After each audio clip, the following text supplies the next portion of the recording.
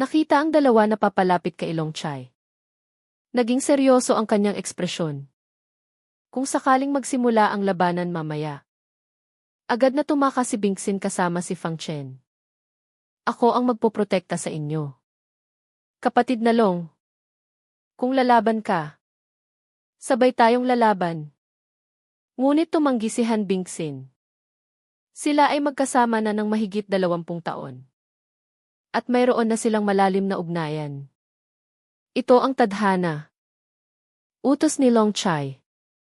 Ngunit hindi matanggap ni Han Bingxin. Pero naiintindihan din niya.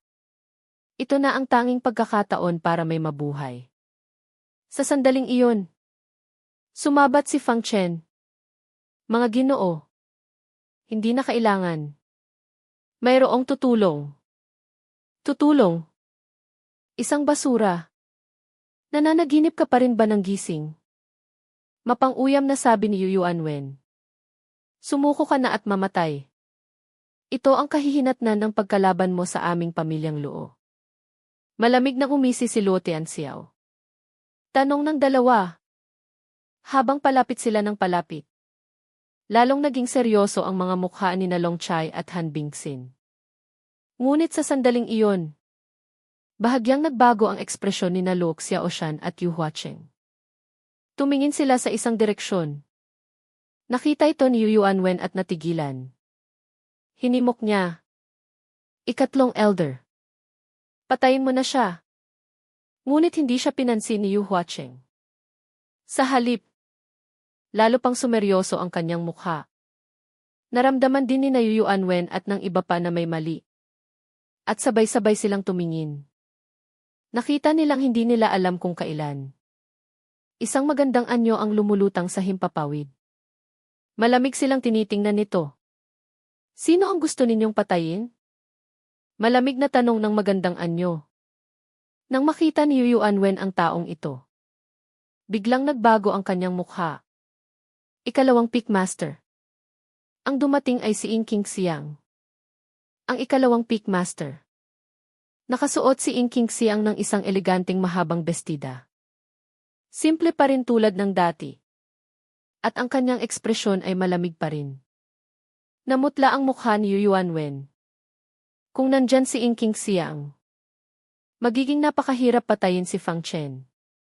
Dahil dito, agad na naging madilim ang kanyang mukha. Kahit na mayroon silang dalawang nasa antas ng Guinsdo. Tiyak na hindi sila mananalo laban kay Ing King Xiang mag-isa.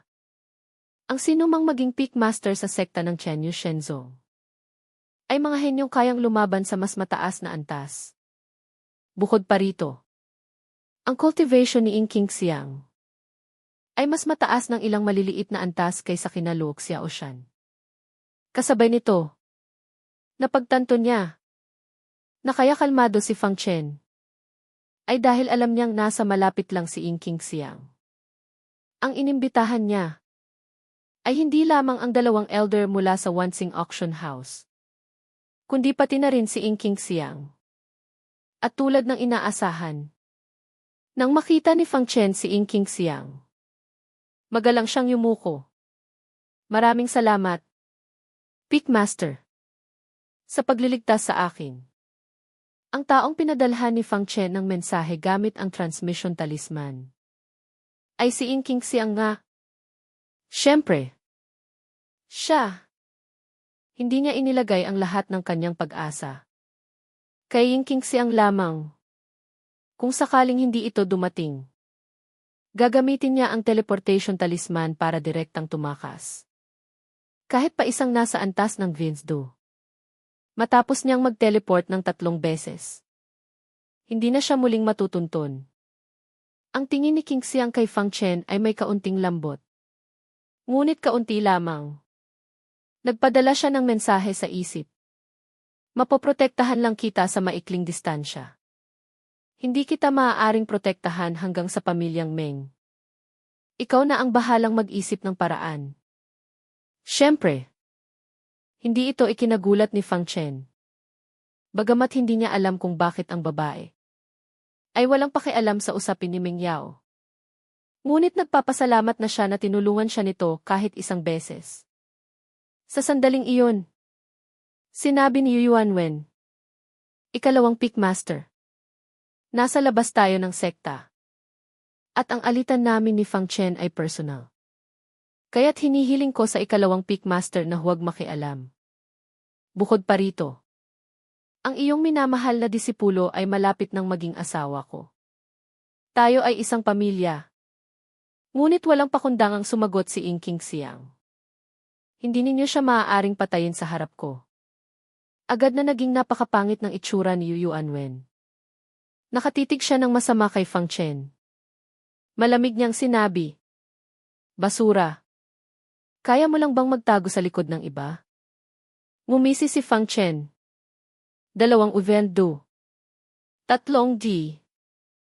Zhao Yuan. At mahigit 20 I. Xian Chen. Para lang patayin ang isang tulad kong nasa antas ng Hao Chen. Yuan Wen. Gaano ka kawalang hiya?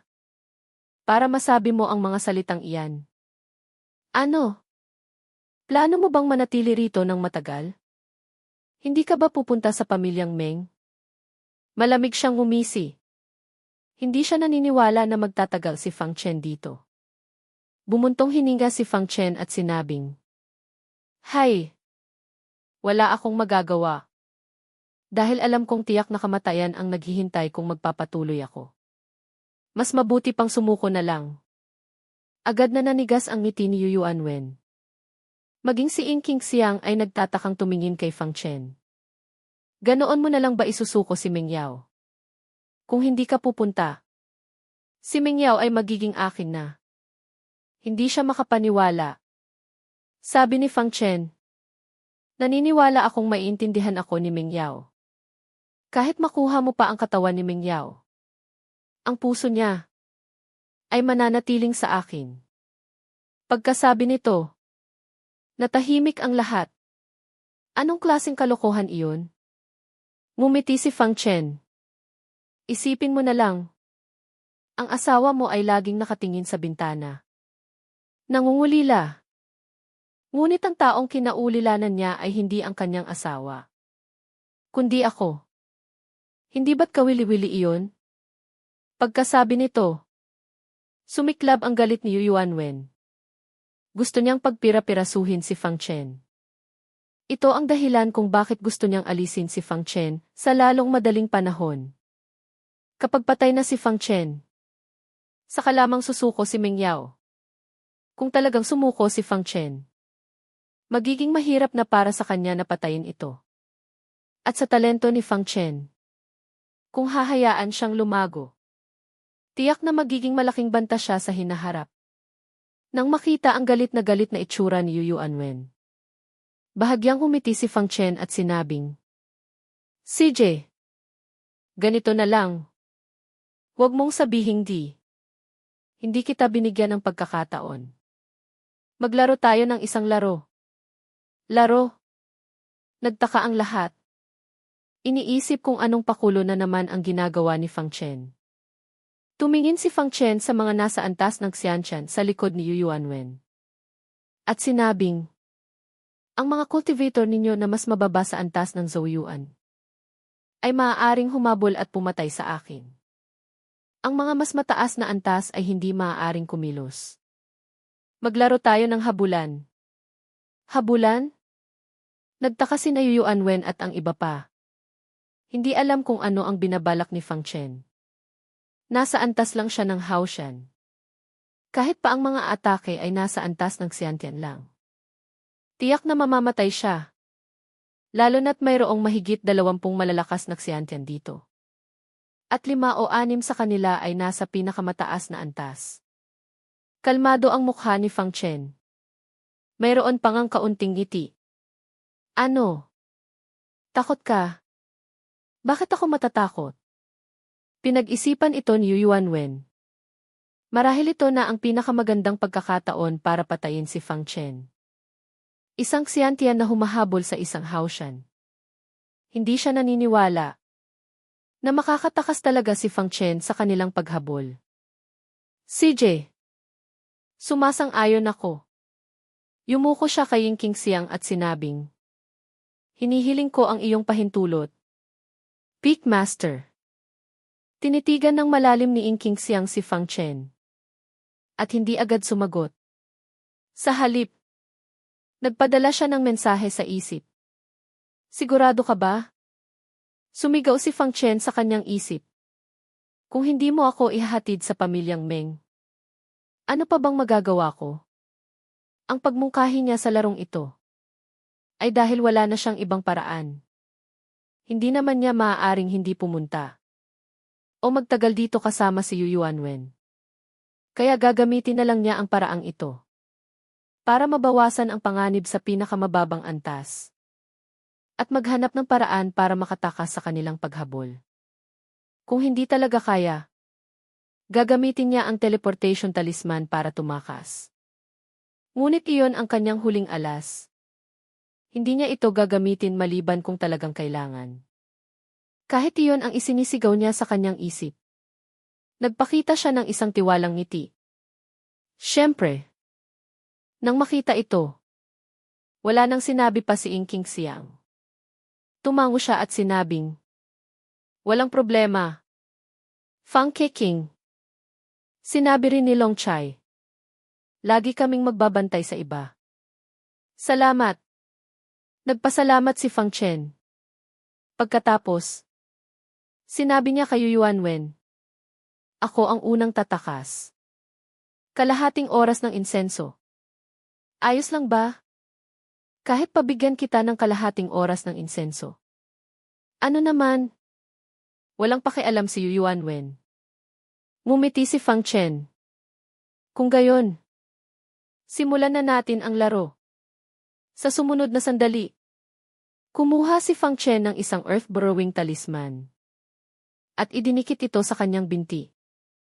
Agad siyang lumusot sa ilalim ng lupa at tumungo sa isang direksyon. Ang direksyong ito ay hindi patungo sa pamilyang Meng. Napansin ni Luo Tianxiao. Iyon ang Wanjiang Forest. Mukhang plano niyang gamitin ang mapanganib na lupain ng Wanjiang Forest Tea para makatakas sa mga humahabol sa kanya. Walang pakialam si Luo Xiaoshan. Ganoon din si Yu Yuanwen. Kahit saan pa siya tumakas, tiyak na mamamatay siya. Tumingin siya sa isang malakas na xiantian sa kanyang tabi. Tumango ang malakas na xiantian na iyon. Kumuha siya ng isang jade mirror at hinipan ito. Agad na lumitaw sa jade mirror ang anino ni Fang Chen noong umalis siya. Natunton ko na siya. Mabuti. Tumango si Yu Yuanwen ng may kasiyahan. Mabilis na lumipas ang kalahating oras ng insenso. Sabi ni Yu Yuanwen. Mahigit 20 malalakas na xiantian ang naging liwanag. At hinabol ang direksyon kung saan tumakas si Fang Chen. Nang makita ito, sinabi ni Luo Xiaoshan. Sumunod din tayo. Bihira lang makakita ng laro ng pusa at daga. Pagkatapos, tumingin siya kay King Xiang. Ying Daoyu. Sasama ka ba? Siyempre. Naiintindihan ni King Xiang na kailangan siyang nandoon upang mapigilan sina Luo Xiaoshan at ang iba pa. Hanggat hindi siya nasasangkot sa usapin ng pamilyang Meng at Yu, wala siyang dapat ikabahala sa iba. Bukod dito, curious din siya kung paano makakatakas si Fang Chen sa paghabol. Siyempre, sumunod din sina Long Chai at Han Bingxin upang maiwasan na biglang atakihin ni Luo Tianxiao si Fang Chen. Patuloy na tumakbo si Fang Chen. At hindi nagtagal ay nakarating siya sa maalamat at mapanganib na Wanjiang Forest. Napakalaki ng Wanjiang Forest. Halos hindi makita ang hangganan nito. Ang mga puno sa loob ay napakatataas. Abot hanggang sa mga ulap. Ang pinakamababa ay may taas na 20 metro. Ang pinakamataas ay umaabot pa sa 100 metro. Para itong gubat ng mga higante. Hindi nag-atubili si Fang Chen. At agad na pumasok dito. Kasabay nito, kumuha siya ng isang mapa. Ito ay isang mapa ng lugar na nakasentro sa sekta ng Qianyu Shenzong. At kasama rito ang Wanjiang Forest. Bukod dito, Napakadetalyado ng paglalarawan. Ang mapa ay binili ni Fang Chen mula kay Yan Qiaoling sa Wanxing Auction House. Dahil alam niya na malaki ang posibilidad na hahabulin siya. Mabilis niyang tiningnan ang Wanjiang Forest. Hindi nga ito maipagkakailang isang mapanganib na lugar. Mayroon itong ilang mga lugar na tiyak na kamatayan kapag pinasok. Ang mga lugar na iyon ay iniiwasan ng lahat. At ang pupuntahan ni Fang Chen ay isa sa mga lugar na iyon. Naiintindihan niyang kung hindi siya makikipagsapalaran, imposibleng matakasan ang mga taong ito. Kahit na hindi kasali ang mga mas mataas sa antas ng Zhouyuan. Malaki pa rin ang agwat sa pagitan nila. Mabilis niyang sinuri ang Wanjiang Forest. At agad na pinili ang isa sa mga mapanganib na lugar, ang bangin ng demonyo. Ayon sa alamat, puno iyon ng demonyong enerhiya. At ito ay nilikha ng isang makapangyarihang demonyong cultivator maraming taon na ang nakalipas. Isang hiwa ng espada ang naging bangin. At sa mga pumasok doon, walang sinumang nakalabas ng buhay. Ang isang lugar na puno ng demonyong enerhiya ay perpekto para kay Fang Chen. Ito na nga. Nang makapagpas siya, agad siyang tumungo roon. Nakahabol na sila. Ang bilis. Pagkapasok pa lang sa Wanjiang Forest, agad na natuklasan ng mata ng demonyong Huntian ni Fang Chen. Napapalapit na sina Yuan Wen sa loob ng 10 milya. At mabilis na lumalapit. Ang bilis. Ang bilis nila ay mas mabilis pa sa kanya. Anong nangyayari? Bahagyang nagulat si Fang Chen. Ang bilis niya. Kasama pa ang earth-burrowing talisman. Ay hindi mas mabagal kaysa sa isang ordinaryong Xiantian. Kahit pa maabutan siya ng mga nasa huling antas. Hindi dapat ganito kabilis. Pero, nang makita ni Fang Chen na may isang talisman sa harap ng bawat isa sa kanila, agad niyang naintindihan. Talisman ng bilis. Para lang mapatay ako. Talagang handa silang gumastos. Bahagyang kumibot ang gilid ng labi ni Fang Chen. May kaunting pagkadismaya sa kanyang puso. Hindi pwede. Sa bilis nila, maabutan nila ako bago pa ako makarating sa bangin ng demonyo. Bang! Bigla. Sa gilid ni Fang Chen, isang demonyong halimaw na mukhang lobo at daga. Ang sumugod mula sa lupa. Ang matutulis nitong kuko ay tumusok sa lalamunan ni Fang Chen. Nagulat si Fang Chen. Dahil laging nakatuon ang kanyang pansin sa likuran. Kina Yuan Wen at sa iba pa. Nakalimutan niyang nasa loob na siya ng Wanjiang Forest. Mabuti na lang at mabilis siyang nakakilos. At ang halimaw na ito ay nasa pangalawang antas lamang. Ang kanyang kamay ay naging isang mahabang espada at humiwa siya. Hinati niya sa dalawa ang pangalawang antas na halimaw. Nga pala. Nakalimutan ko ang trick na ito. Tiningnan ni Fang Chen ang bangkay ng halimaw at nagkaroon ng ideya. Noong nakaraan, ginamit niya ang ikatlong antas na halimaw para magdulot ng malubhang pinsala kina Luoxiu. At ito ang Wanjiang Forest. Hindi mabilang ang mga malalakas na halimaw. Bakit hindi ulitin ang dating taktika? Pag-isip nito, ginamit niya ang mata ng demonyong Huntian. At mabilis na tumingin sa kaloob-looban ng Wanjiang Forest. Ayun! Hindi nagtagal. Nakita niya ang isang ika-4 na antas na Demon Iron Bull na kumakain. Siya na! Ang ika-4 na antas na Demon Iron Bull ay malakas. Ngunit mabagal kumilos. Perpekto ito. Agad na nagbago ng direksyon si Fang Chen. At hindi na siya nagpatuloy sa ilalim ng lupa. Direkta siyang umakyat sa ibabaw at ginamit ang Extreme Shadow Steps para tumakas. Ngunit dahil dito, bahagyang bumagal ang kanyang bilis. Dahil ang Extreme Shadow Steps ay hindi ganap na para sa pagtakas. Nang bumagal ang bilis, syempre, mabilis na nakahabol sina Yuan Wen at ang iba pa. Sa ilang sandali lamang, si King Malinaw na nakita ang tumatakas na anyo ni Fang Chen sa gubat. Nakita ko na siya. Tuwang-tuwa si Yuanwen. At naging mabangis ang kanyang mukha. Patayin siya. Sigaw niya. Agad na naghanda ang lahat na umatake.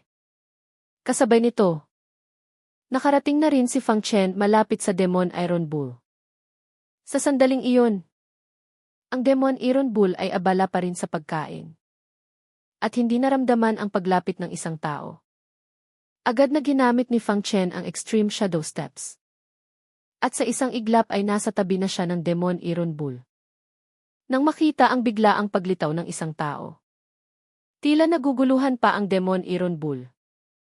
Ngunit sa sumunod na sandali, malakas na sinipa siya ni Fang Chen. Ang lakas ng kanyang katawan sa bone-breaking realm ay sumabog sa sandaling iyon. Kasama ang kanyang katawang espada ng demonyo. Isang sipa ang nagpatilapon sa malaking Demon Iron Bull. Ang direksyon kung saan ito tumilapon ay eksakto sa direksyon kung saan humahabol sina Yuanwen. Sina Yuanwen ay malapit nang makaabot. Nang bigla nilang makita ang isang malaking bagay na lumilipad patungo sa kanila. Nagbago ang kanilang mga mukha. At sabay-sabay na umiwas. At nang makita nila kung ano ang lumilipad na bagay, muling nagbago ang kanilang mga mukha. Ito ay isang Demon Iron Bull. Kilala ang Demon Iron Bull sa pagiging makulit. Kapag natukoy na nito ang isang kalaban, walang tigil itong hahabulin. Hanggang sa mamatay ang kalaban. O mamatay ito. Malakas ang sipa ni Fang Chen. Ngunit hindi ito nakasakit sa Demon Iron Bull. Sa halip, nagalit ito. Nang makatayo ang Demon Iron Bull, nakita nito na sina Yuanwen at ang iba pa ay kamukha ng nilalang na sumipa sa kanya. Sumigaw ito sa galit at sumugod gamit ang kanyang Wild Bull Charge. Samantala, matagal nang nakatakas si Fang Chen gamit ang Extreme Shadow Steps.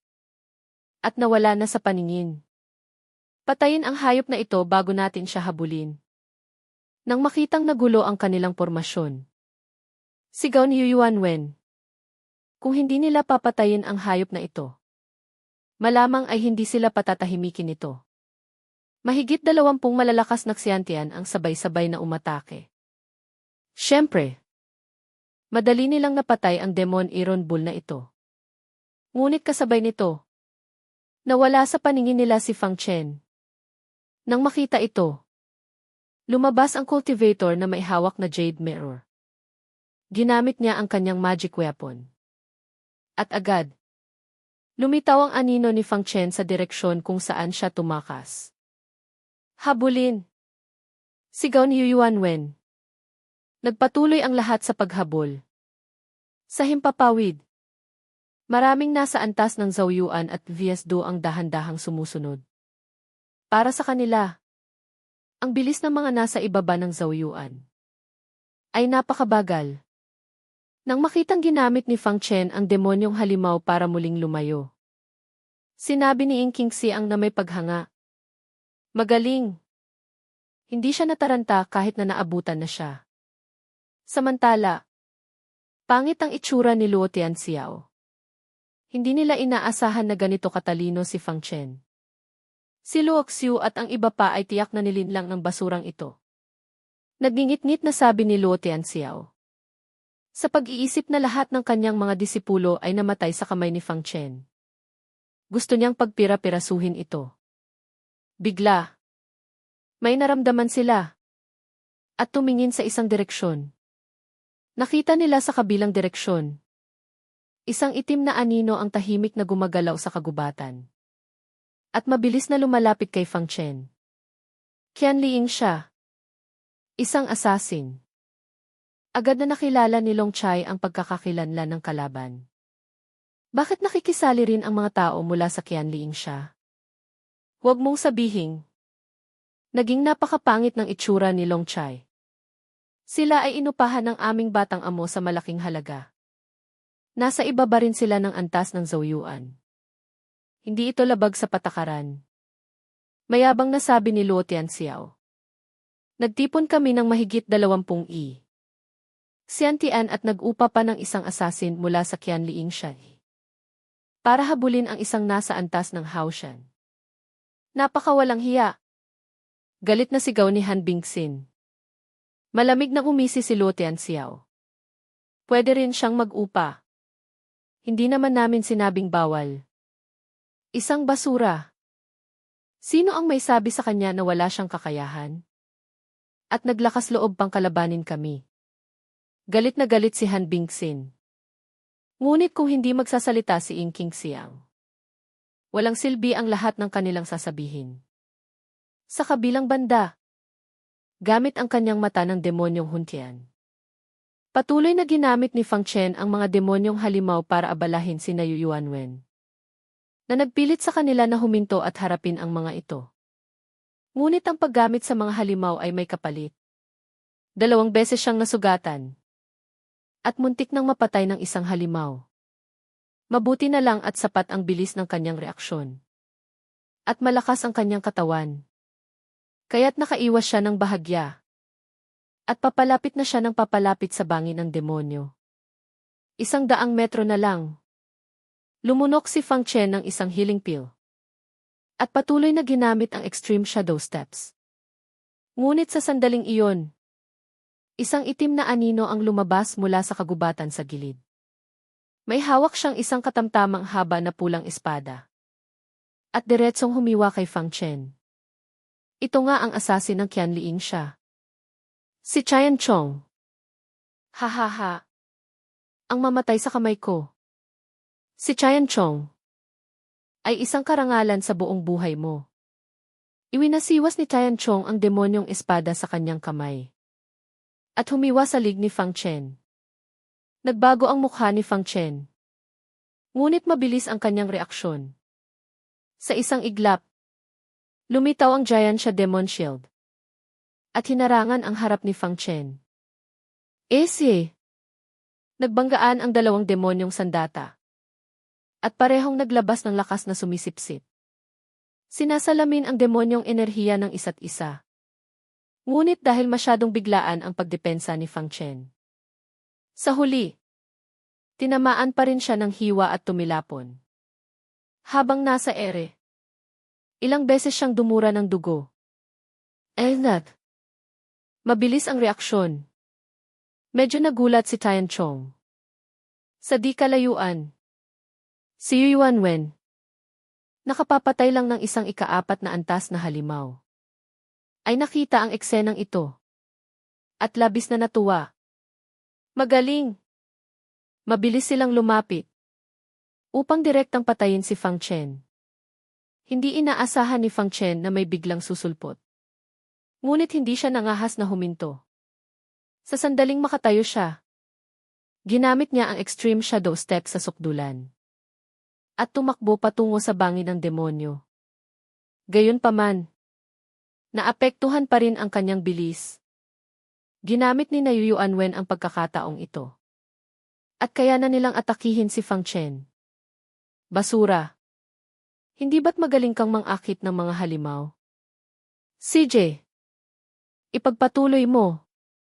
Tiningnan ni Yu Yuanwen ang kahabag-habag na tumatakas na si Fang Chen sa harap. At nang uyam na sinabi. Malamig ang ekspresyon ni Fang Chen. At hindi sumagot.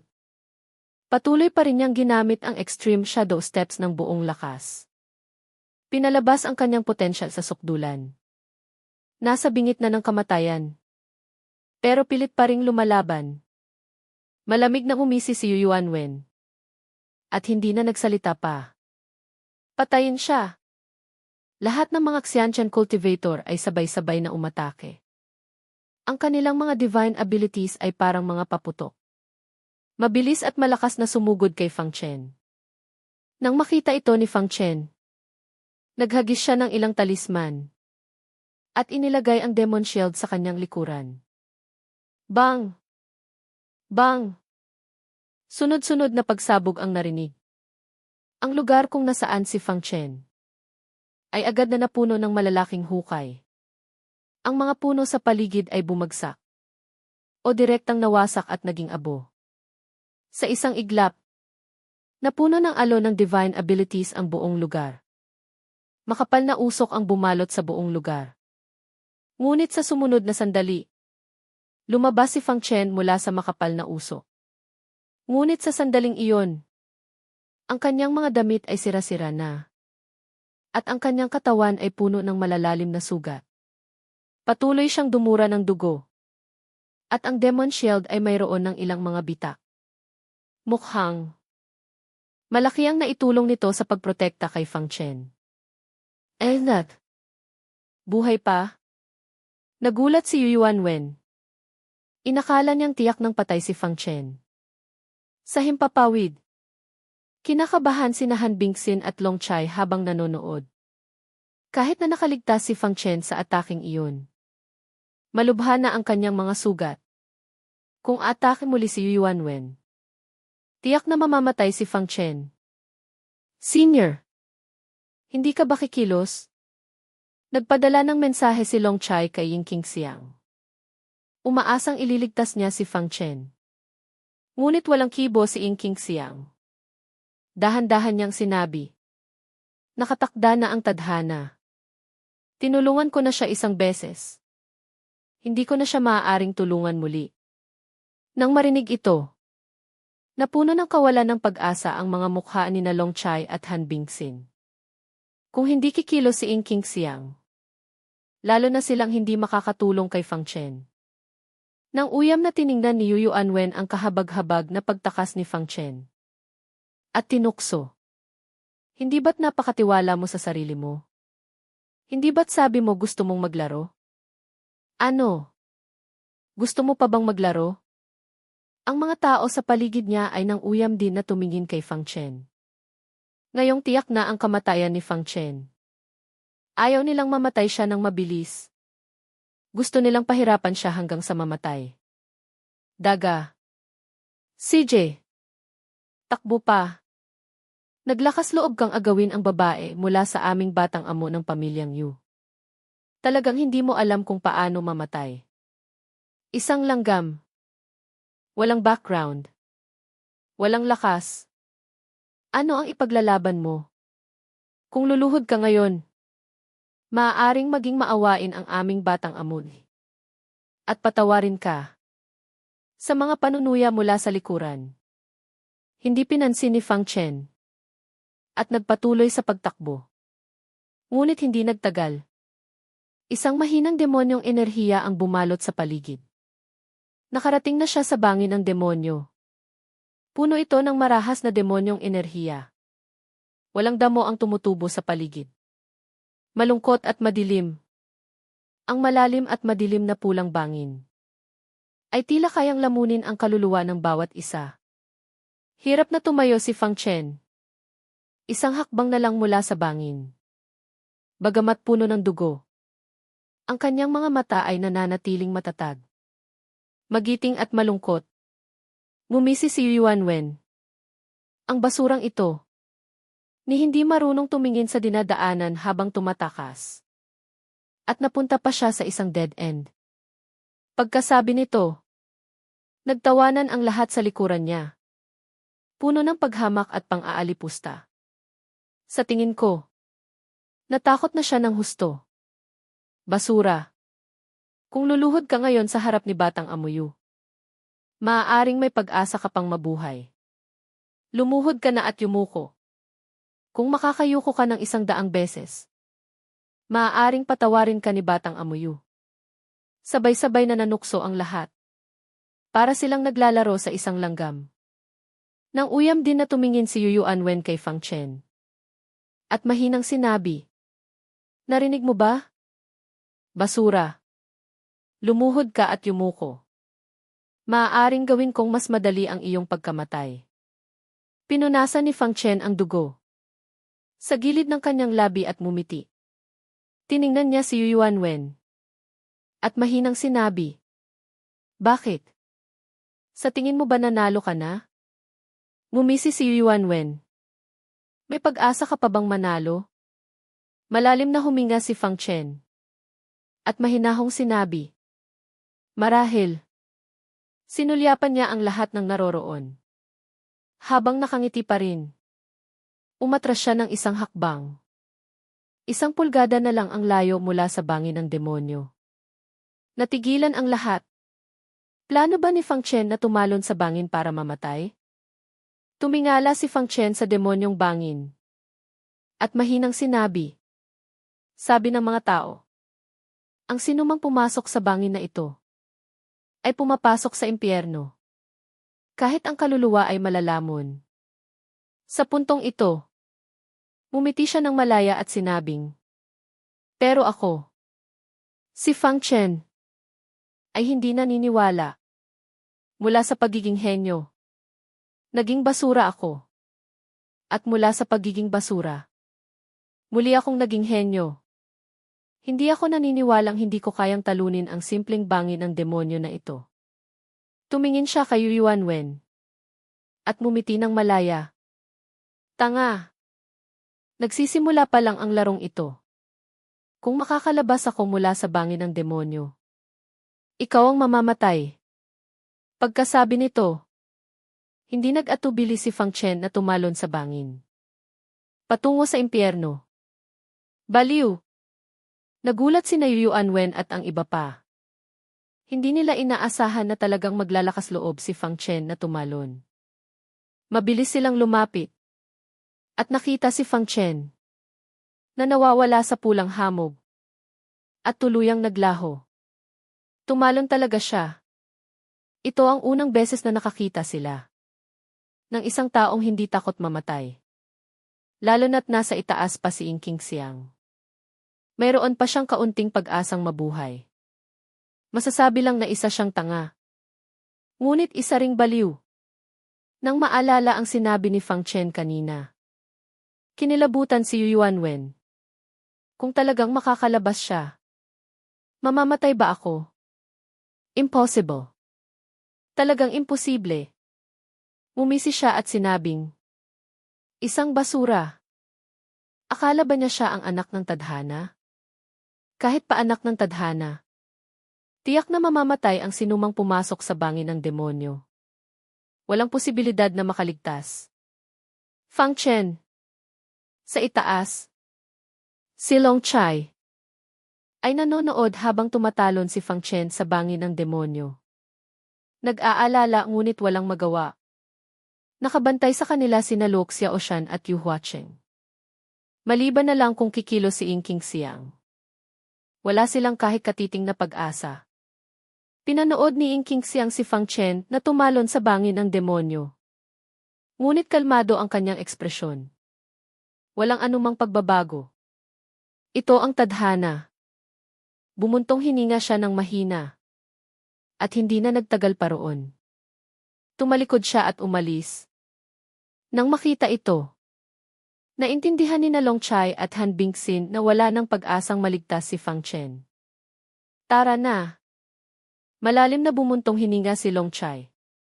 Ganoon din si Han Bingxin. Walang magawa. Kaya sabay silang umalis. Sa mga pumapasok sa bangin ng demonyo, wala pang sinumang nakalabas ng buhay. Marahil ay ganoon din ang mangyayari kay Fang Chen. Dahil magkasama sila sa daan. Sabay na naglakbay sina King Xiang at ang dalawa. Ngunit pagkatapos maglakbay ng 100 milya, biglang huminto si King Xiang. At sinabi sa dalawa, kayong dalawa, pumunta kayo sa lungsod ng Menghua at hintayin si Fang Chen. Ang lungsod ng Menghua ay ang lungsod kung saan matatagpuan ang pamilyang Meng. Nagtaka ang dalawa. Hindi nila naintindihan ang ibig sabihin ni King Xiang. Patay na si Fang Chen. Ano ang silbi ng pagpunta sa lungsod ng Menghua? Sinabi ni King Xiang. Ito ang mensaheng ipinadala sa akin ni Fang Chen bago siya tumalon. Upang sabihin sa inyong dalawa. At hindi ako kumilos di. Dahil sinabi niyang huwag akong kumilos. Pagkatapos nito, hindi na siya nagtagal. Naging isang sinag ng liwanag at umalis. Naiwan ang 2 tulala na sina Long Chai. Matagal bago nagsalita si Han Bingxin. Senior Beng. Bakit mo nasabi iyon? Huwag mong sabihing hindi pa patay si Fang Chen. Impossible. Iyon ang bangin ng demonyo. Kahit tayo ay pumasok doon, tiyak na mamamatay tayo. Nag-isip sandali si Long Chai. At sinabing, marahil ay buhay pa talaga si Fang Chen. Mula sa simula, ang kanyang target ay ang Wanjiang Forest. Pagkapasok sa gubat, dumiretso siya sa bangin ng demonyo. Nang marinig ito, natigilan si Han Bingxin. Totoo nga ang sinabi ni Long Chai. Huwag na nating alalahanin kung totoo o hindi. Pumunta tayo sa lungsod ng Menghua. Kung talagang buhay pa si Fang Chen, tiyak na darating siya sa lungsod ng Menghua bago ang kasal ng pamilyang Meng at Yu. At dumating sa lungsod ng Menghua. Sinabi ni Long Chai. CJ. Malakas na tumango si Han Bingxin. Pagkatapos, naging mga sinag ng liwanag ang dalawa at tumungo sa lungsod ng Menghua. Batang Amuyu. Tumingin si Tian Chong kay Yu Yuanwen. At sinabing, patay na ang tao. Bagamat hindi ako ang pumatay. Mayroon din akong kontribusyon. 300,000. Huwag mong kalimutan. Sinulyapan siya ni Yu Yuanwen. At iwinagayway ang kanyang kamay. Isang tauhan ang naglabas ng isang storage bag. 300,000 espiritual na bato ang ibinigay kay Tian Chong. Ngumiti si Tian Chong. At yumuko. Salamat. Pagkatapos ay tumalikod at umalis. Ngunit hindi pa siya nakakalayo. Medyo hindi siya comfortable. Pinili ng basurang iyon na tumalon sa bangin. Ang espada ko ay hindi pa nakakainom ng dugo. Tumingin siya sa Wanjiang Forest. At bahagyang umiti. Sige na nga. Papatay na lang ako ng ilang tao sa Wanjiang Forest para maglibang. Batang Amuyu. Dapat na tayong umalis. Imposibleng buhay pa ang basurang iyon. Sabi ng isang malakas na ksiantian. Ngunit umiling si Yu Yuanwen. At sinabing, huwag magmadali. Umatras muna tayo ng 100 metro. At magpatuloy sa pagbabantay. Natatakot siyang hindi talaga pumasok si Fang Chen sa kailaliman ng bangin. At nagpanggap lamang. Pakiramdam ng iba ay masyadong maingat si Yu Yuanwen. Imposibleng makalabas ng buhay ang sinumang pumasok sa bangin. Ngunit dahil sinabi ito ng batang amo, wala silang magawa kundi sumunod. At hindi rin umalis sina Luo Tianxiao. Pinili rin nilang manatili sa loob ng bangin ng demonyo. Talagang hindi namatay si Fang Chen. Patuloy pa rin siyang nahuhulog. Nang tumalon siya sa bangin, tila nakulong ang kanyang espiritual na enerhiya. At hindi niya ito magamit. Ngunit hindi siya nag-alala. Dahil mayroon siyang teleportation talisman. Ang dahilan kung bakit naglakas loob siyang tumalon sa bangin ng demonyo ay dahil sa talisman na ito. Gamit ang talisman na ito, maaari siyang mag-teleport sa labas ng saklaw ng pandaman ni Yu Yuanwen. Sa labas ng saklaw. Sa ganitong paraan, iisipin ni Yu Yuanwen na talagang pumasok siya sa bangin ng demonyo. At tiyak na mamamatay. Siyempre, aalis sila. Sa ganitong paraan, ligtas siyang makakapunta sa pamilyang Meng. At hindi na manganganib na habulin. Ito ang kanyang plano. Bagamat medyo mapanganib. Ito rin ang pinakamabilis na paraan para makatakas sa mga humahabol sa kanya.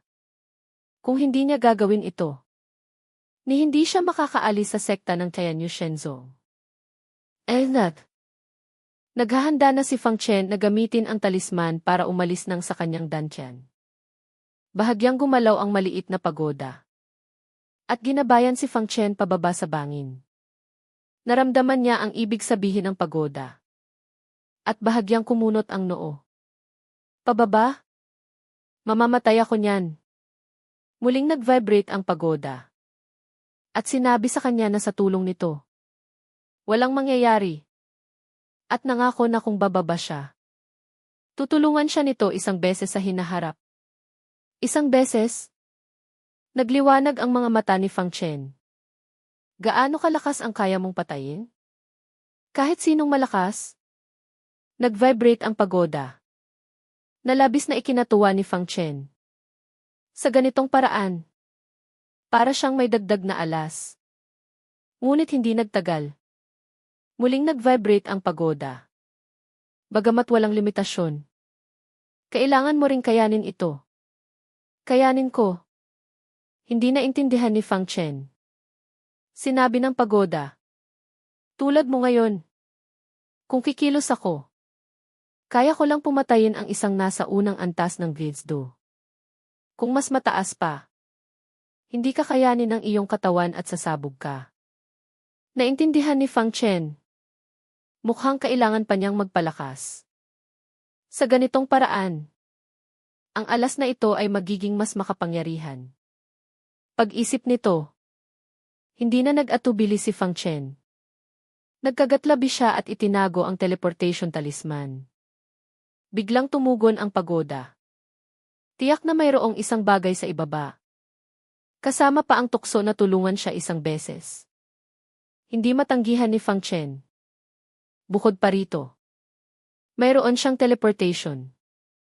Kaya't walang problema sa pagprotekta sa kanyang sarili. Kaya't patuloy na bumaba si Fang Chen. 10 metro. 50 metro. 100 metro. Lalong lumalakas ang demonyong enerhiya sa paligid. At lalong nagiging marahas. Kung isang ordinaryong cultivator ang sumipsip ng demonyong enerhiya dito, isang hibla lang ay maaaring maging sanhi ng pagkasira ng ulo. Kahit pa isang demonyong cultivator, hindi mangangahas na sumipsip ng demonyong enerhiya ng bangin ng demonyo. Dahil masyado itong marahas at hindi makontrol. Ngunit nagulat si Fang Chen nang matuklasan na kapag lumalapit sa kanya ang demonyong enerhiya, ang kanyang katawang espada ng demonyo ay kusang gumagana at tinataboy ang demonyong enerhiya sa paligid. Tila ang marahas na demonyong enerhiya ay hindi man lang makalapit kay Fang Chen. Ito. Tuwang-tuwa si Fang Chen. Hindi niya inaasahan na ang kanyang katawang espada ng demonyo ay ganito kalakas. Hindi man lang natatakot sa ganitong karahas na demonyong enerhiya. Hindi nagtagal. Nakarating siya sa lalim na 1,000 metro. At nakarating na rin sa ilalim ng bangin. Dito. Hindi madilim. Sa halip, may mahinang pulang liwanag na nagmumula sa paligid, na lalong nagpapamukhang nakakatakot sa buong bangin. Agad niyang ginamit ang mata ng demonyong Huntian at tumingin sa paligid. Mabuti na lang at walang buhay na nilalang o demonyong halimao sa ilalim ng bangin. Tahimik ang paligid. Nakakakilabot sa sobrang tahimik. Mayroong maraming mga kalansay at buto sa lupa. Parehong tao at demonyong halimaw. Ngunit ang mga kalansay at butong ito, matapos masira ng demonyong enerhiya, ay dahan-dahang naging pula. At mukhang napakasama. Parang impyerno. At ang konsentrasyon ng demonyong enerhiya dito, kahit pa isang malakas na nasa antas ng Ghiesdo ang bumaba, ay agad na masisira.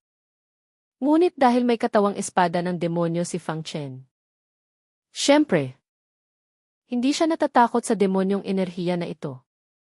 Nang akmang maglilibot siya, hindi niya sinasadyang maapektuhan ang kanyang mga sugat. Dumura siya ng dugo. Hinawakan niya ang kanyang dibdib at ngumiti ng mapait. Grabe talaga ang pinsala ko sa pagkakataong ito. Muntik na akong mamatay. Kailangan kong pagalingin muna ang aking mga sugat, bago ko tingnan kung ano ang nasa ilalim ng bangin ng demonyo na ito. Kung ano talaga ang mayroon dito. Naghanap siya ng isang medyo tago na lugar. At nagsimulang magpagaling. Bagamat nasugatan, hindi nagalit si Fang Chen. Sa halip, nagpapasalamat pa siya kina Yuan Wen. Habang pinapagaling ang kanyang mga sugat, ang antas ng kanyang katawan ay patuloy na tumataas. Sa loob lamang ng 3 araw, Mula sa ikalawang antas ng bone breaking, umabot siya sa tuktok ng ikatlong antas. At ang kanyang extreme shadow steps ay muling umangat at umabot sa ikatlong antas.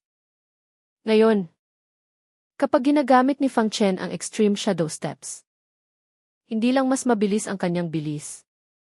Maaari rin siyang lumikha ng dalawang itim na anino para lituhin ang kalaban. Kasabay nito, patuloy na umuunlad ang cultivation ni Fang Chen.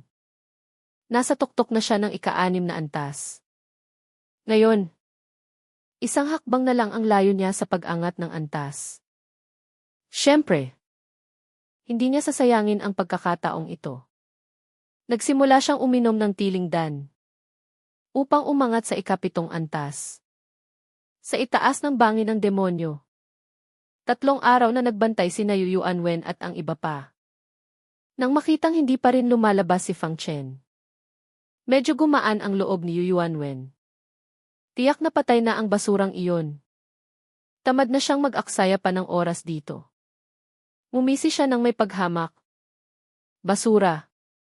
Ito ang kahihinatnan ng pagkalaban mo sa akin. Sasabihin ko ang balitang ito kay Meng Yao. Naniniwala akong mula ngayon, tuluyan na siyang susuko sa iyo. Iwinagayway niya ang kanyang kamay at sinabing, "Tara na." Hindi rin umalis sina Luo Xiaoshan at ang iba pa. Naniniwala rin silang tiyak ng patay si Fang Chen. Kaya't sinabi ni Luo Xiaoshan, "Tara na rin. Patay na ang basurang iyon. Walang posibilidad na makaligtas pa." Unang elder. Tinitigan ng masama ni Luo Tianxiao ang bangin ng demonyo at sinabing, "Gusto kong manatili at magbantay." Gusto niyang tiyakin na walang anumang posibilidad na makaligtas si Fang Chen.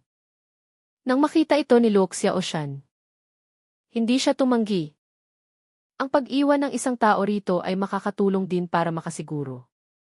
Kung gayon, manatili ka na rito. Pagkatapos, dinala niya ang mga tao ng pamilyang Luo at umalis. Nakatitig pa rin si Luo Tianxiao sa bangin ng demonyo. Basura. Magbabantay ako rito hanggang sa kasal ng pamilyang Meng at Yu. Sa ganoong paraan, malalaman ko kung talagang patay ka na. Sa loob ng bangin ng demonyo, nakaupo pa rin si Fang Chen at ginagamit ang kanyang lingering spirit demon sword art. Biglang tumaas ang kanyang aura. Isang nakakatakot na espiritual na enerhiya ang sumabog pa itaas. Ika-7 antas ng Haoshan. Sa sumunod na sandali, bahagyang gumalaw ang pagoda.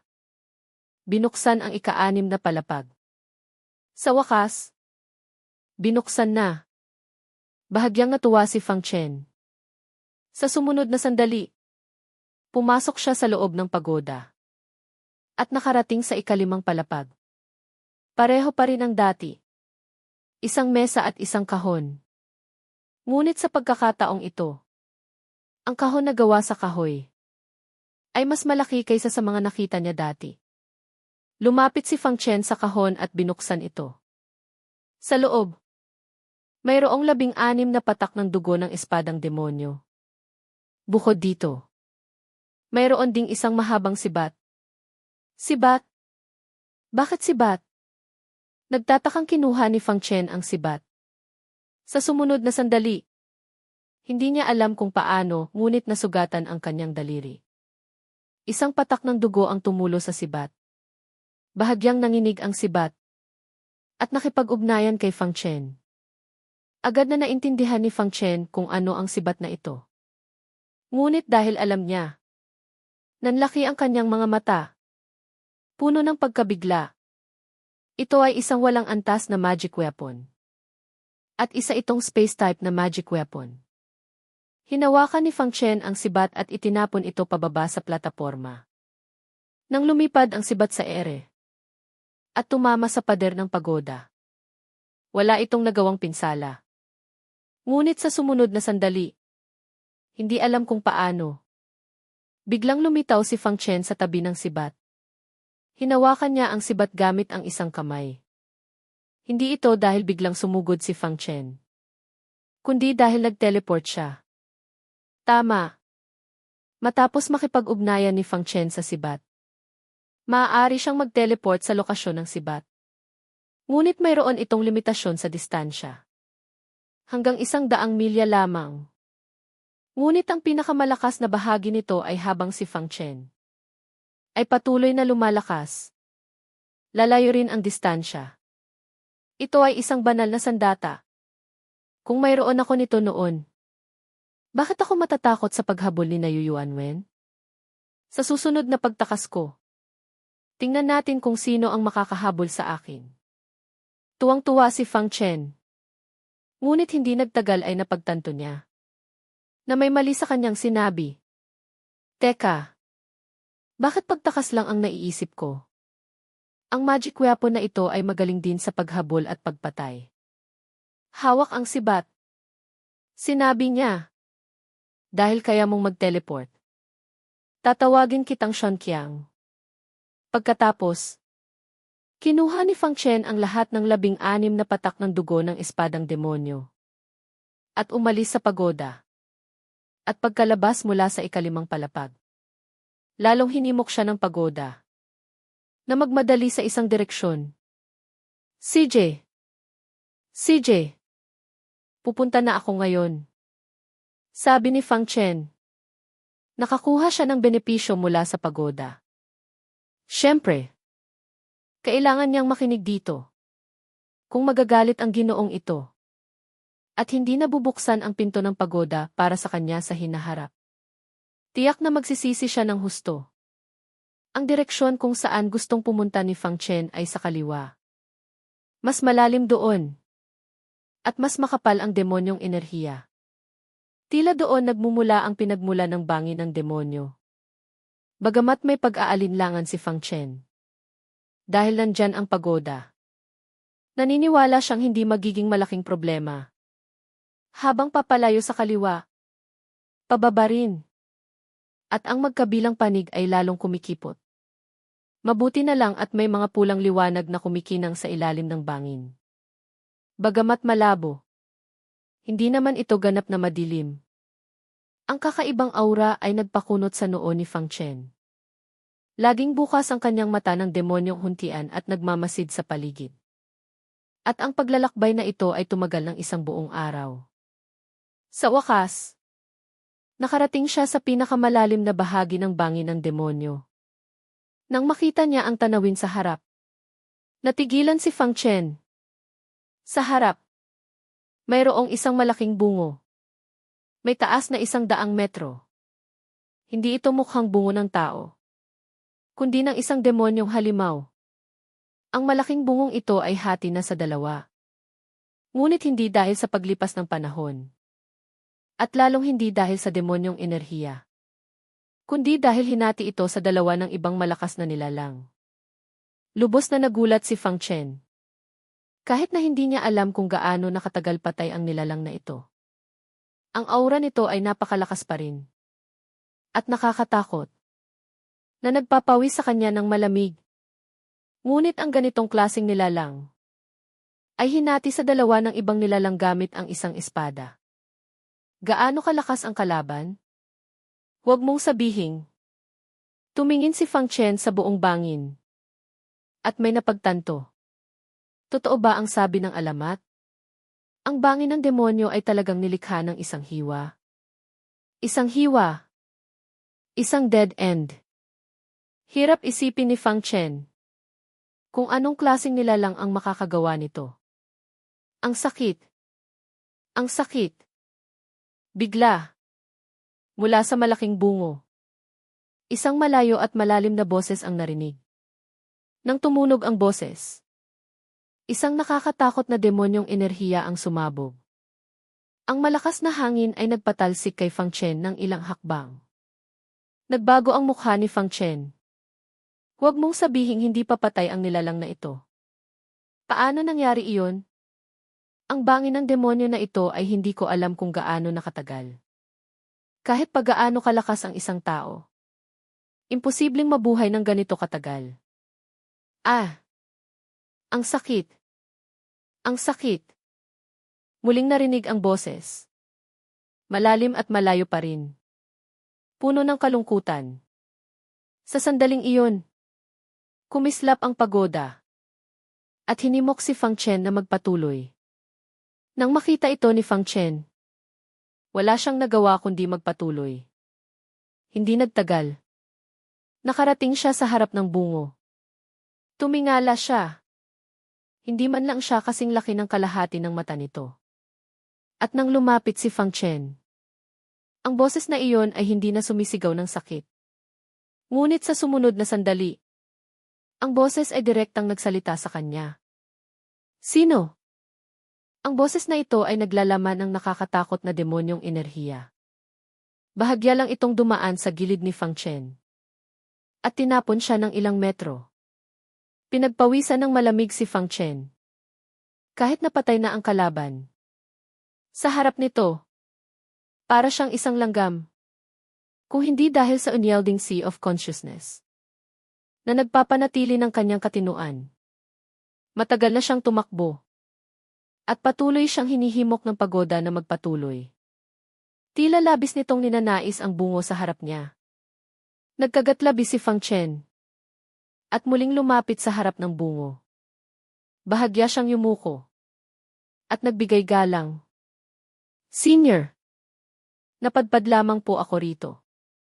Wala po akong masamang intensyon. Tahimik ang bungo. Tila matagal na itong hindi nagsasalita.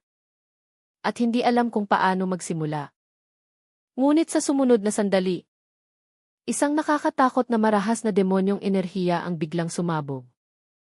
Gulat na nakita ni Fang Chen ang mga mata ng bungo na naging pula. At biglang nag-apoy. Isang presyon mula sa impyerno. Agad na bumalot sa katawan ni Fang Chen. Idiniin siya sa lupa at hindi makahinga. Nasa iyo ang aura ng espadang demonyo na iyon. Sino ka? Ikaw ba ang espadang demonyo? Sabihin mo. Bakit mo ako pinatay? Ang galit na boses ay patuloy na yumanig sa buong bangin ng demonyo. Tila guguho na ito. Pinagpawisan ng malamig si Fang Chen. At halos hindi makahinga. Ang kanyang puso ay puno ng pagkabigla. At takot. Ang makapangyarihang nilalang na ito ay pinatay ng espadang demonyo dito. Hindi namatay at hindi nabulok. Ang galit ay naging demonyo. Gaano kalaki ang galit niya sa espadang demonyo? Para hindi pa rin siya mapanatag pagkatapos ng maraming taon? Ang pinakakinatatakutan ni Fang Chen ay ang kanyang pamana ay nagmula sa sinaunang espadang demonyo. Kung gustong siyang patayin ng kalaban, kahit napatay na ang kalaban, madali lang itong gawin. Dinala ba siya rito ng pagoda para mamatay dito? Espadang demonyo, pinatay mo ako. Hindi mo ba ako patatahimikin kahit sa kaunting natitirang kamalayan ko? Ganyan ka kawalang awa. Lalabanan kita. Ang nilalang ay sumigaw sa galit at tuluyang nagalit. Rumble. Ang buong bangin ng demonyo ay biglang yumanig ng malakas. Hindi mabilang na mga bato ang nahulog. Ang demonyong enerhiya ay yumanig. Para itong katapusan ng mundo. Sa sumunod na sandali, isang malakas na demonyong enerhiya ang sumabog. At bumalot kay Fang Chen. Agad na napahiga si Fang Chen sa lupa. Hindi makagalaw. Ang kanyang balat ay unti-unting napunit. At dugo ay patuloy na umaagos. Naging duguan na siya. Kahit na hindi niya alam kung gaano nakatagal patay ang kalaban. At ngayon ay mayroon na lamang siyang isang hibla ng natitirang kamalayan. Hindi pa rin ito kayang labanan ni Fang Chen. Napakalakas. Hindi sumuko si Fang Chen. Ginamit niya ang lahat ng kanyang lakas. At pinagana ang katawang espada ng demonyo. Sumabog ang 3 Dao patterns. Lahat ng kanyang kayang depensa ay pinakawalan. Ngunit hindi pa rin ito kayang labanan ang enerhiyang ito. Sampain. Habang tinitiis ang matinding sakit. Napakagalit niya. Hindi niya kayang labanan kahit ang natitirang kamalayan ng isang patay na nilalang. Hindi ako naniniwala. Hindi siya isang taong madaling sumuko. Hindi siya naniniwalang mamamatay siya sa kamay ng isang patay na tao. Bang! Bang! Bang! Isang serye ng nakakatakot na presyon. Ang patuloy na sumugod kay Fang Chen.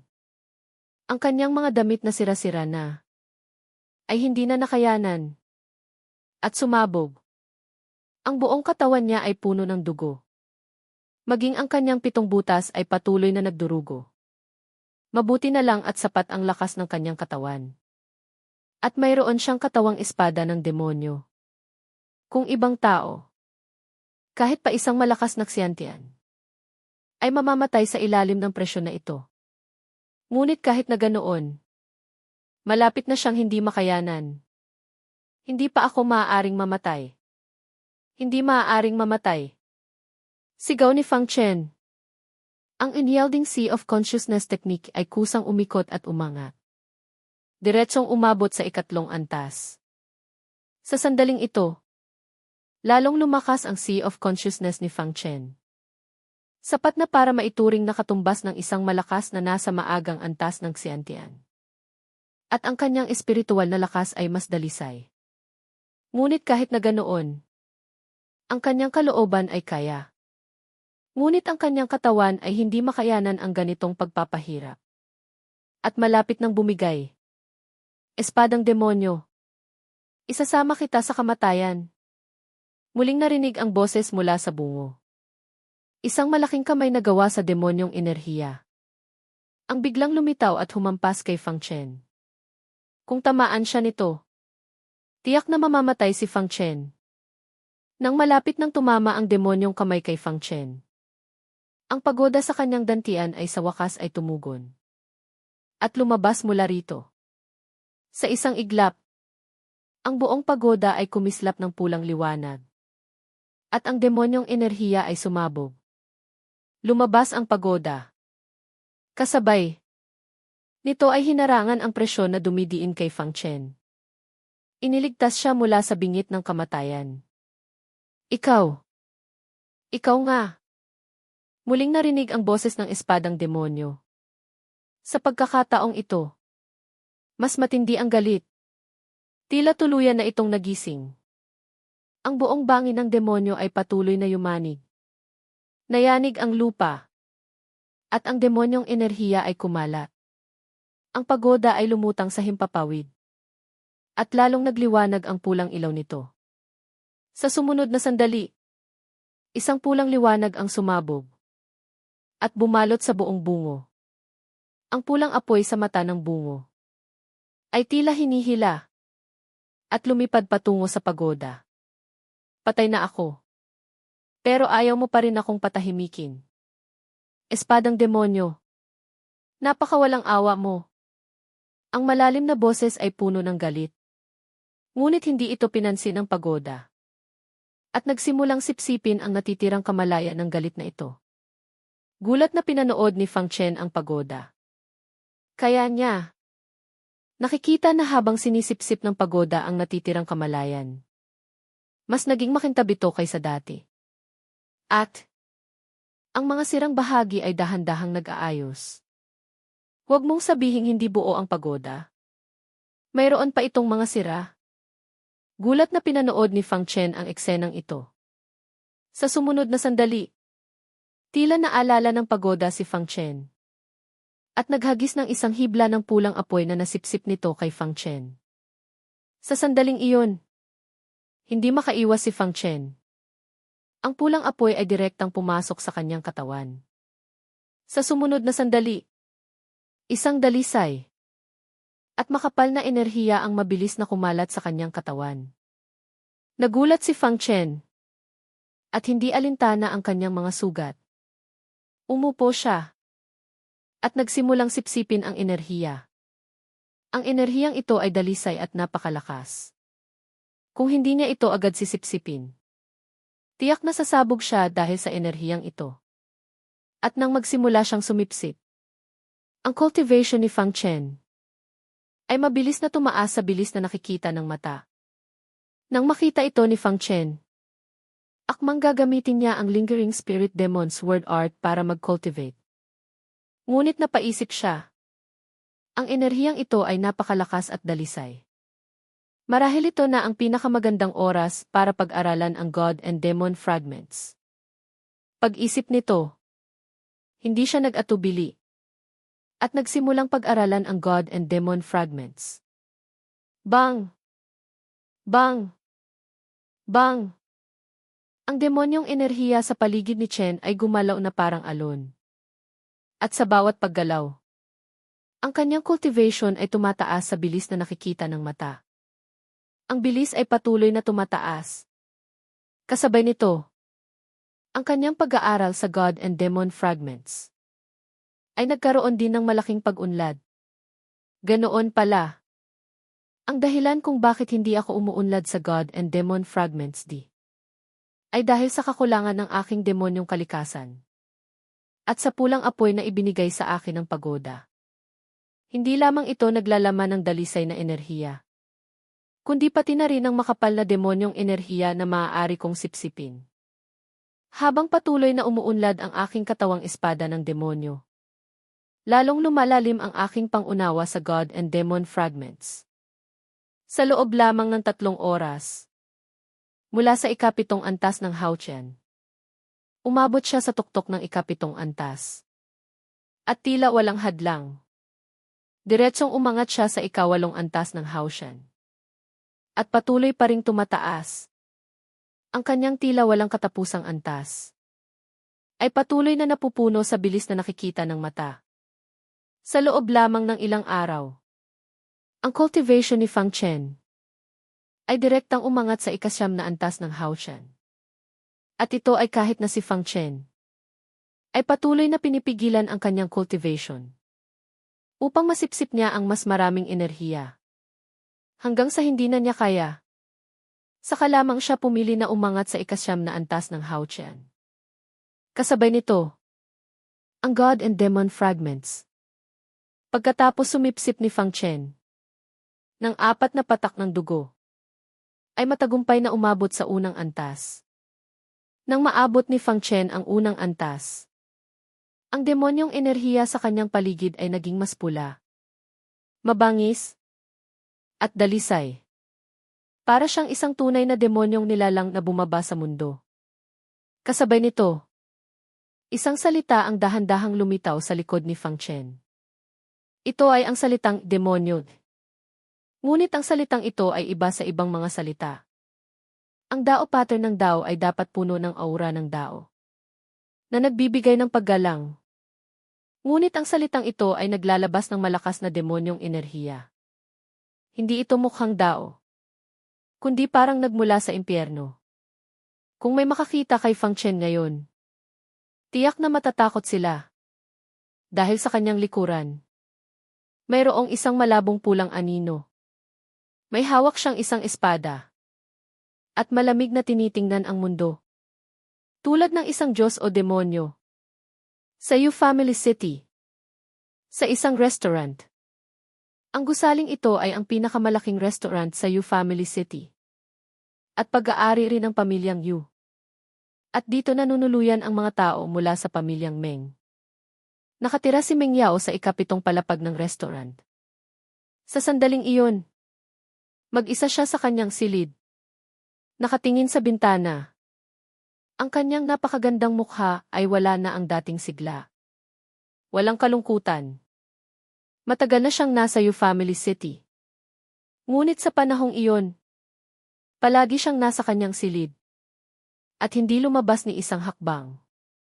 Tungkol sa paggamit sa kanya ng pamilya. Bilang isang kasangkapan para sa pakikipagtulungan sa pamilyang Yu. Lumaban si Meng Yao. Ngunit walang nangyari. Sa huli, tinatakan ang kanyang cultivation. At dinala sa Yu Family City. Hanggang ngayon, tinanggap na niya ang kanyang kapalaran. Kahit na ang paglaban ay walang silbi na. Say! Biglang bumukas ang pinto. Isang nasa katanghali ang gulang na lalaki ang pumasok. Nang makitang nakatingin si Meng Yao sa bintana, ang kanyang mukha ay puno ng pang-aasar. Meng Yao, bakit ka malungkot? Ang pagpapakasal sa batang amo ng pamilyang Yu ay isang magandang pagpipilian para sa iyo. At maililigtas mo pa ang pamilya sa krisis. Hindi ba? Sabi ng nasa katanghali ang gulang na lalaki. Hindi lumingon si Meng Yao. Hindi niya kailangang hulaan kung sino ang dumating. Pamilyang Meng. Malamig siyang umisi. Pagkatapos makipag-alyansa sa pamilyang Yu. Ang una mong papatayin ay ang aking pamilya. Hindi ba? Ang nasa katanghali ang gulang na lalaki ay ang pangalawang tiyuhin ni Meng Yao. Si Meng Dingshan. Nakangiti pa rin si Meng Dingshan. Anong klaseng salita iyan? Huwag kang mag-alala. Gagawin ko itong malinis. Walang maghihinala sa akin. Ang nakakatawa pa. Ang iyong ina ay patuloy na sumusuporta sa akin. Talagang nakakatawa. Nagingit-ngit na tinitigan ni Meng Yao si Meng Dingshan. Gusto niya itong pagpira-pirasuhin. Meng Yao. Sa sandaling iyon, isang babaeng may matapang na anyo ang pumasok. Ito ang stepmother ni Meng Yao. Si Lu Menglan. Nang makita ni Lu Menglan na nandoon din si Meng Dingshan, umiti siya at sinabing, nandito rin pala si ikalawang tiyo. Ngumiti at tumango si Meng Dingshan. Pumunta ako para tingnan si Meng Yao at payuhan siya. Ngumiti si Lu Menglan at sinabing, ang batang ito ay talagang rebelde. Ang pagpapakasal sa pamilyang Yu ay napakaganda. Sila ay isang kilalang pamilya. Noon, sinasabi pa niyang gusto niyang pakasalan ang taong Ti. Ipinagkasundo sa kanya noong bata pa siya. Ngunit paano maikukumpara ang taong iyon sa batang amo ng pamilyang Yu? Narinig ko na naging basura pa siya. Sumang-ayon si Meng Dingshan. Sa pagkakataong ito, hindi lamang makakapag-asawa si Meng Yao sa isang magandang pamilya. Makatutulong din ito sa pagbuo ng kooperasyon sa pagitan ng ating dalawang pamilya. Isang win-win situation. Tama. Tama. Tama ang sinabi ni ikalawang tiyo. Pagkatapos, sinulyapan niya si Meng Yao. Meng Yao, makinig ka sa iyong pangalawang tiyo. Huwag ka nang magsalita ng mga kalokohan. Tahimik si Meng Yao. Noon, sinabi niya sa kanyang ina na may masamang balak si Meng Dingshan sa kanilang pamilya. Ngunit hindi naniwala si Lu Menglan. Kaya wala siyang magawa. Nga pala, personal kang binisita ni Batang Amuyu. Makipag-usap ka sa kanya ng maayos. Si Batang Amuyu ay isang napakakisig na tao. Pagkatapos, ipinasok ni Lu Menglan ang isang lalaking nakaputi na may magandang tindig. Ito nga si Yu Yuanwen. Ngumiti si Yu Yuanwen at nagbigay galang. Pagbati. Ikalawang Elder Meng. Ngumiti si Meng Dingshan. Batang Amuyu. Nandito ka para makita si Meng Yao. Nakatakda na ang aming kasal ni Meng Yao. Pumunta ako ngayon para tanungin si Meng Yao kung mayroon siyang anumang hiling para sa araw ng kasal. Para maihanda ko. Napaka-maalalahanin talaga ni Batang Amuyu. Nang marinig ito ni Lu Menglan, lalo siyang ngumiti. Kung gayon, hindi na kami mag-aabala. Mag-usap kayo. Sabi niya. Pagkatapos ay sabay silang umalis ni Meng Dingshan. Meng Yao. Matagal na tayong hindi nagkita. Ngumiti si Yu Yuanwen. Malamig siyang sinulyapan ni Meng Yao. Ginoong Yu. Pakitawag sa akin na binibining Meng. Ngumiti si Yu Yuanwen. Malapit na tayong maging isang pamilya. Bakit kailangan pa ng formal na tawagan? Tumingin sa kanya si Meng Yao at nagsalita. Marahil ay hindi mo pa alam. Ang aking katawan ay espesyal. Mayroon akong isang bihirang katawan ng labis na pagnanasa. Hindi lamang ako mabubuhay ng lampas sa 20 taong gulang. Kundi pati na rin ang sinumang makipagtalik sa akin ay mamamatay. Sigurado ka bang gusto mo akong pakasalan? Gusto niyang gamitin ito para sumuko si Yu Yuanwen. Hindi niya aalalahanin ang kaligtasan ng pamilyang Meng. Mula pagkabata, Lumaki siya sa sekta ng Tianyu Shenzong. Maliban sa kanyang lolo at sa kanyang pamilya, wala siyang gaanong kaugnayan sa ibang mga miyembro ng pamilyang Meng. At hindi rin siya nakatanggap ng suporta mula sa pamilyang Meng. Ang kanyang mga tagumpay ngayon ay dahil sa kanyang sariling pagsisikap. Ngayon na nakikita ng mga elder ng pamilyang Meng na malapit nang mamatay ang kanyang lolo. At malubha ang sakit ng kanyang ama. Lahat sila ay pumili na pumanig kay Meng Dingshan. At walang pakialam sa buhay o kamatayan ng kanyang pamilya. Ang ganitong pamilya, bakit niya ililigtas? Iyon ba? Matagal ko nang nalaman iyan mula sa iyong pangalawang tiyuhin. Ngumiti si Yuan Wen. Ngunit huwag kang mag-alala. Ang aming ninuno ay bumalik mula sa digmaan. At nakahanap ng paraan para malutas ang problema ng katawan ng labis na pagnanasa. Walang mangyayari. Ngunit ang paraan ng paggamot ay medyo espesyal. Kailangan mong makipagtalik sa ninuno para malutas ito. Huwag kang mag-alala. Kahit na ang iyong unang pagkakataon ay para sa ninuno. Hindi ko ito mamasamain. Nakangiti siya. Habang sinasabi ang mga salitang nagpabagsak sa mundo ni Meng Yao. Ang napakagandang mukha ni Meng Yao ay puno ng hindi paniniwala. Hindi siya makapaniwala na may taong makakapagsabi ng ganoong mga salita. Baliw! Lahat kayo sa pamilyang Yu ay mga baliw. Sigaw niya. Ngunit walang pakialam si Yuan Wen. Ang pagsilbihan ang ninuno ng isang beses ay isang karangalan para sa iyo. Pagkatapos ng isang beses, magiging akin ka na rin.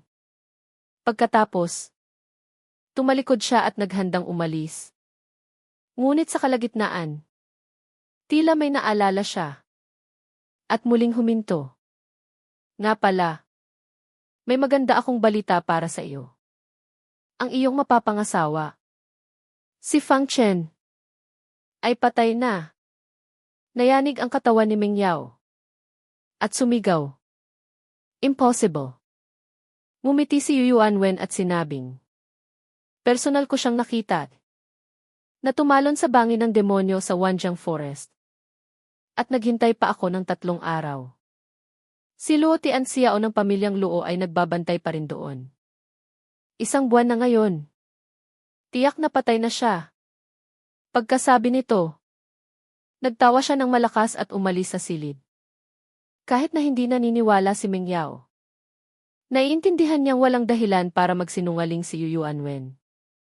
Kapatid na Fang, bakit ka ganyan katanga? Alam niyang umalis si Fang Chen sa sekta ng Tianyu Shenzong. Tiyak na para sa kanya. Hindi ba't sinabi kong huwag kang pumunta? Ano ang silbi ng pagpunta mo? Ang kanyang mga mata ay namula. Sa kanyang magandang mukha. Wala na ang dating saya noong una niyang makita si Fang Chen.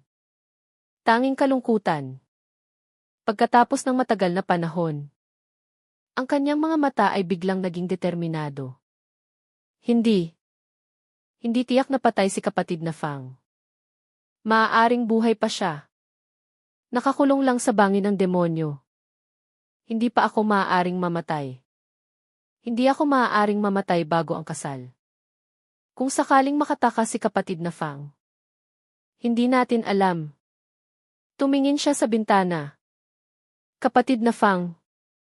Kung hindi ito mangyari, sasamahan kita sa kabilang buhay. Sa puntong ito, hindi na niya napigilan. At dahan-dahang tumulo ang kanyang mga luha. Hindi niya alam kung gaano nakatagal. Dahan-dahang iminulat ni Fang Chen ang kanyang mga mata.